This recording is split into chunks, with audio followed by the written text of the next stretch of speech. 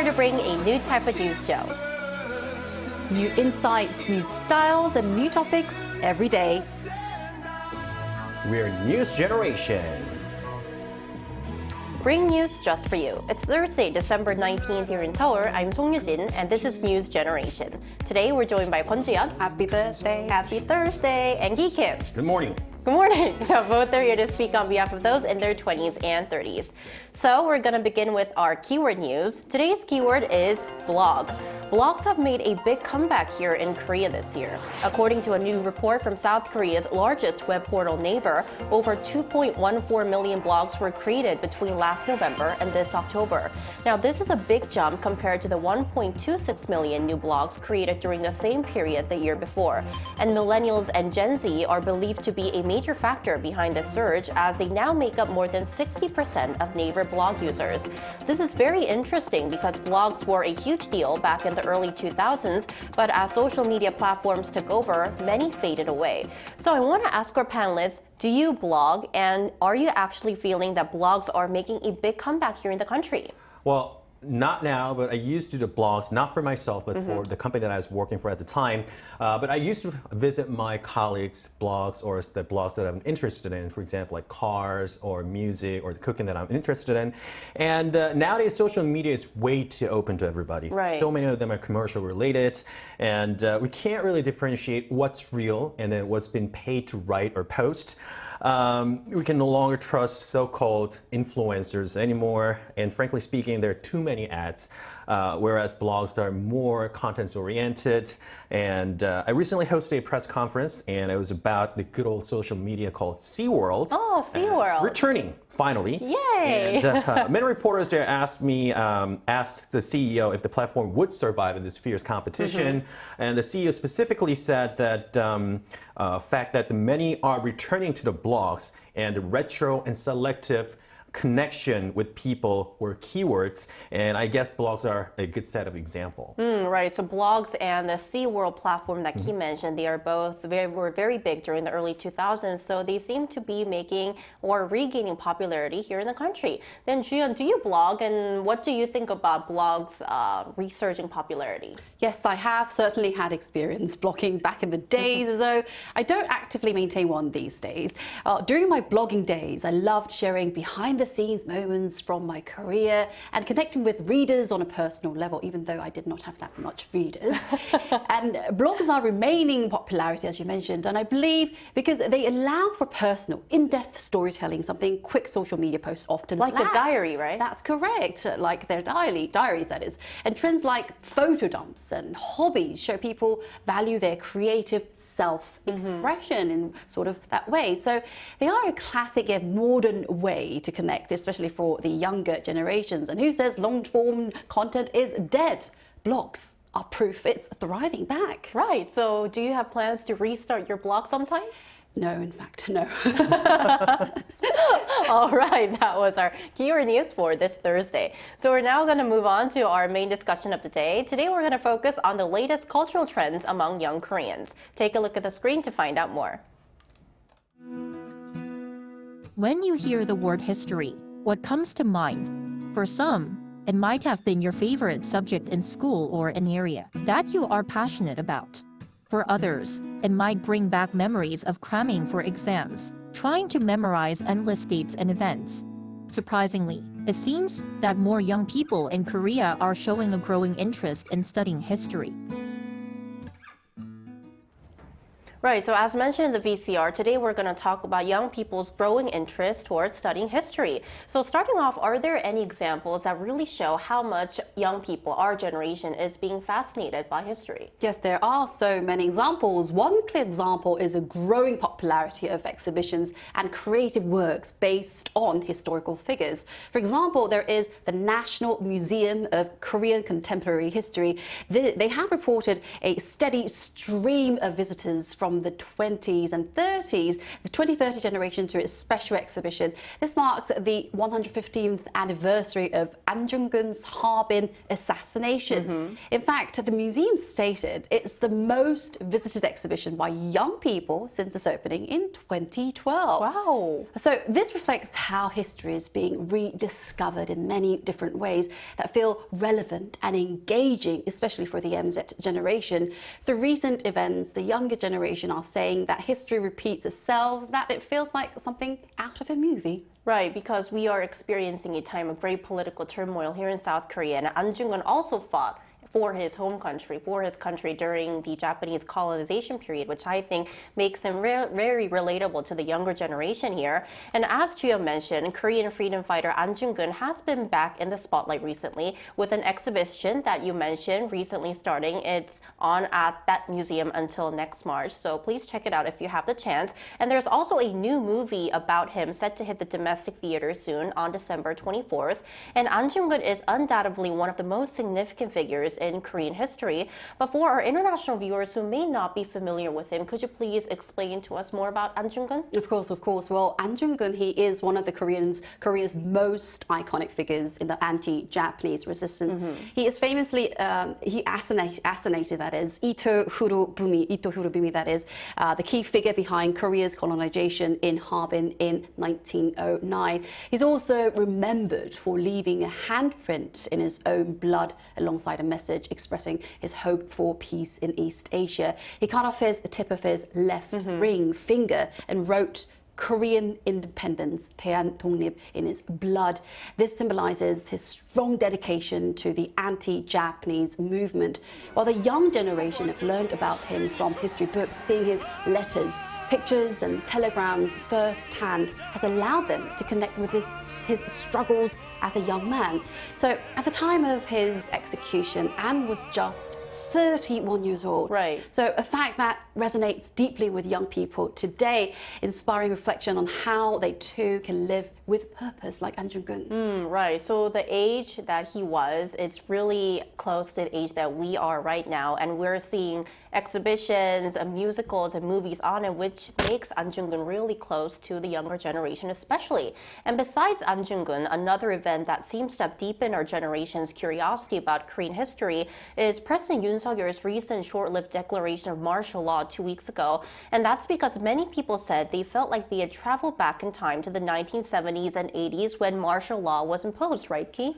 Exactly. Everyone has probably heard about the news that President of the Republic of Korea, Yoon Suk-yeol, declaring martial law on the night of December 3rd, 2024. Of course, the National Assembly quickly assembled and opened up an emergency meeting to conduct and decided to overturn the martial law, which became a huge controversial issue, leading to the impeachment motion of the current president, which eventually was passed by the National Assembly, and some of the ruling party members supported it. And now the ball is in the Constitutional Court. Now, we have to be really careful on this matter. Special investigation teams and many other law experts are saying that President Yoon is allegedly engaged in an insurrection, abuse of power and all. And the President Yoon is claiming that he was only practicing his right authority as the president. Nothing was unconstitutional, blaming opposition Democratic Party that's created this inevitable situation. The similarity is you saw heavily armed and well-trained soldiers and special forces that were not sure if they had a live ammunition at the time. We're still investigating, and then they seized the National Assembly building, broke the window to get in, and blocked the people from getting in and out of the National Assembly building. Yes, we saw the soldiers, tanks, armored vehicles, helicopters landing on the middle of the Capitol Hill, like the ones you would see from the movie that actually took place in the 70s and 80s. Then the difference is everything was live broadcasted. Not by the broadcasters, but by citizens, by their smartphones. And we've covered this on News Generation. We saw citizens peacefully protesting in non-violent way, just like yesterday's, but in different styles with cheering sticks and flags. And what you just saw on the screen was the footage of the night of December 3rd. Now, although this martial law attempt on December 3rd failed, it was short-lived. Its aftermath, which still continues today, has led to a surge in popularity for movies, dramas, and books that focus on Korea's martial law imposition back in the 1970s and 80s, right? Right, so many of the MZers and younger generations are now taking a closer look at the films or dramas that's based on a history, or even TV shows that's about a history about the past. 서울의 봄, or The Day, starring 정우성 and Hwang Jung-min that you're seeing right now, jumped the #1 OTT movie to watch, which portrayed a former president, Chun Doo-hwan, who was deeply related to coup and martial law back in late 1970s. The movie, which was released last year, has been tremendously loved by a lot of viewers. And Jang Tae-wan, the Capital Defense Command, played by Jung Woo-sung, got so much attention that his past interview has so many views on YouTube. Unfortunately, that was not the case this time, as the defense command of the capital was arrested. Also, 택시 운전사, or a taxi driver, a film based on May 18th movement, 1980, 화려한 휴가, 5월의 청춘, or The Youth of May, the drama. All these are getting huge popularity, and younger generations are now understanding how precious it is that we live in this peaceful country and that our fathers and mothers fought for and to earn that peace. Right, and I want to especially mention that the movie 12/12 The Day is gaining huge spotlight once again. It was the second movie to surpass 10 million ticket sales in the domestic theaters last year, and as Ki mentioned, it's now topping the streamer chart once again that it's being streamed on. Now, on a more broader scale, we're also seeing long-running TV programs dedicated to exploring Korean and world history besides specific content on specific historical figures and events that we just talked about. And the fact that these programs continue to attract strong viewership shows there is a real demand for history. However, not too long ago, young people were often criticized for being indifferent or uninformed when it came to history when compared to the previous generation. And there were even cases where celebrities in their 20s and 30s made headlines for not knowing some of the most basic historical facts or figures. But now it seems more young people are becoming curious and engaged in learning history. So what do you think has driven this change? I reckon the growing interest in history among the MZ generation reflects their desire to find guidance and inspiration at the same time. They are turning to historical figures like An중근 to learn about courage, resilience, and how to overcome these kind of challenges, much like the struggles we face today. Right. And experiencing things like martial law, which they had only seen in films and books back in the days, they are turning to historical figures for answers on how to respond and move forward. And this shift may also be influenced by the accessibility of history through engaging platforms like films, as Kian mentioned, and TV shows, and also social media. These platforms make history feel more relatable and relevant, sparking curiosity in ways that traditional methods couldn't do before.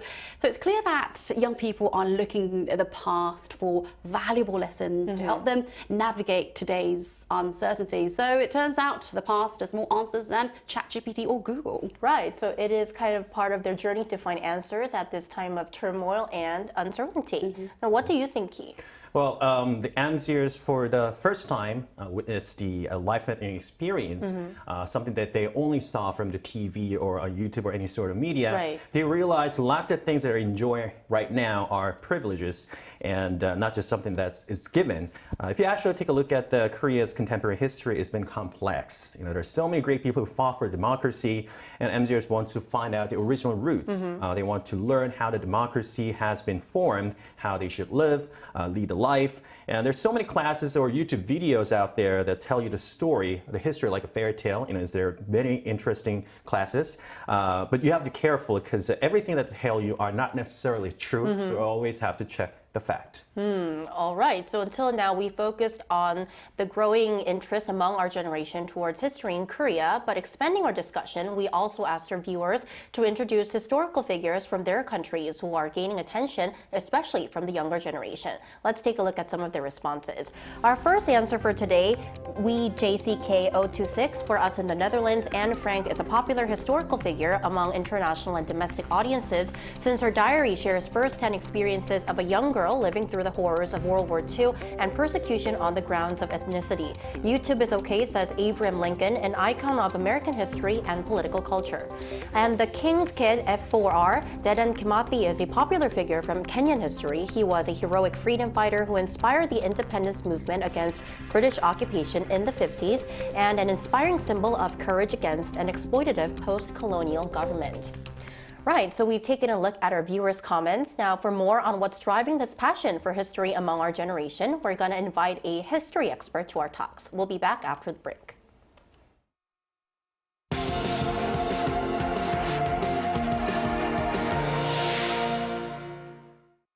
NewsGen wants to hear from you.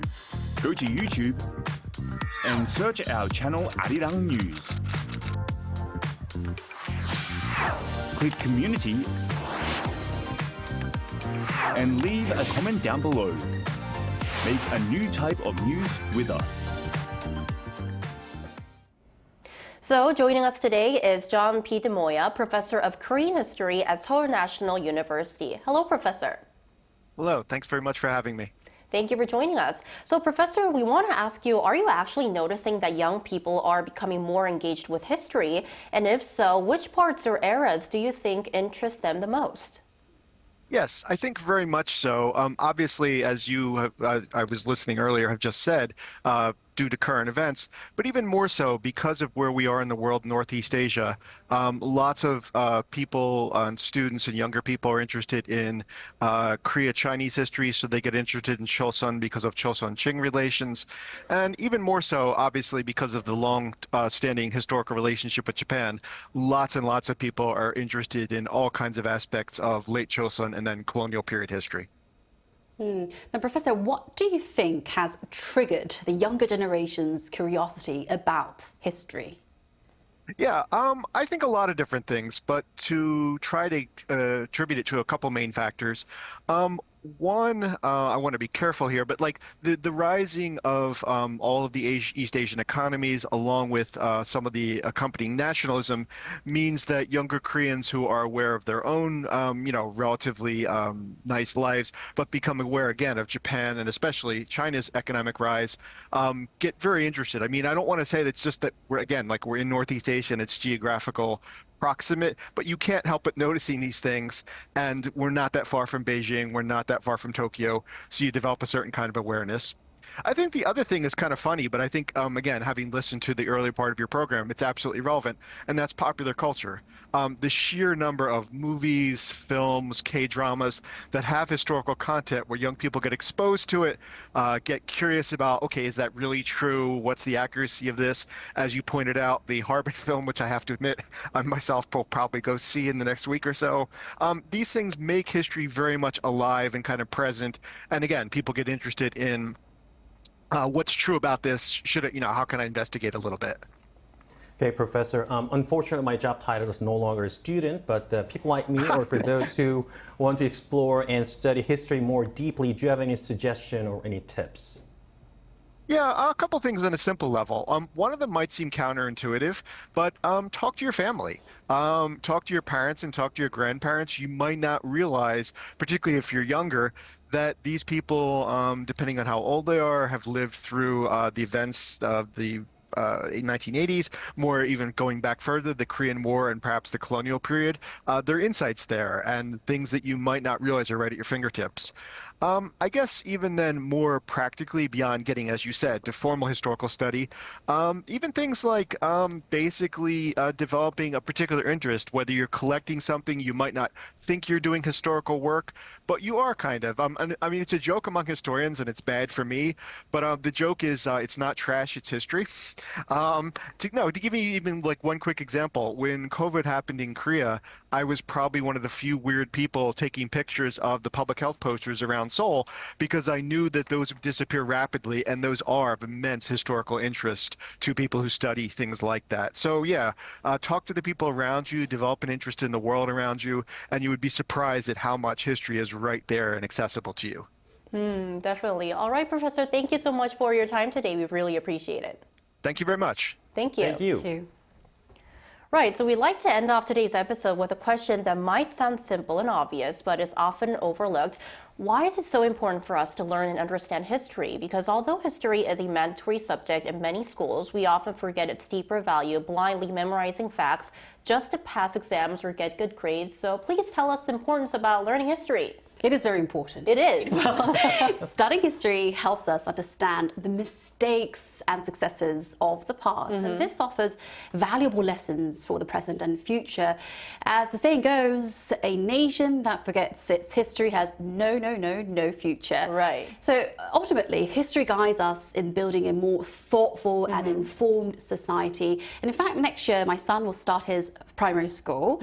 And the one thing I emphasize above all is learning Korean history. So that's why I signed him up to a Korean history program at many museums here in Seoul. It's like teaching him to read a map. Without history, he would be lost. I think history definitely acts as a good compass for the future generation. What do you think, Keith?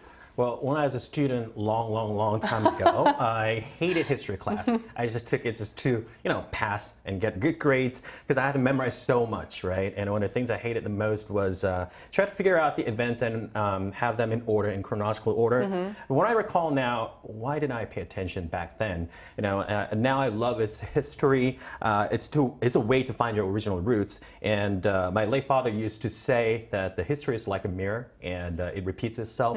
And you learn from those mistakes that you committed from the past, like Jiyeon said. Right. I mean, who would expect the martial law declaration in year 2024? Right. It exactly repeated again after 30, 40 years. And so you just got to learn from the past and try to make a better future out of it. Definitely. All right, that's all from NewsGen today, but we'll be back tomorrow at 10:30 a.m. Korea time. Special thanks today to Kwon Jiyeon. Thank you for having me. Thank you. And Ki Kim. Thank you. Thank you. And thank you everyone for watching, and we'll see you tomorrow. We are News Generation.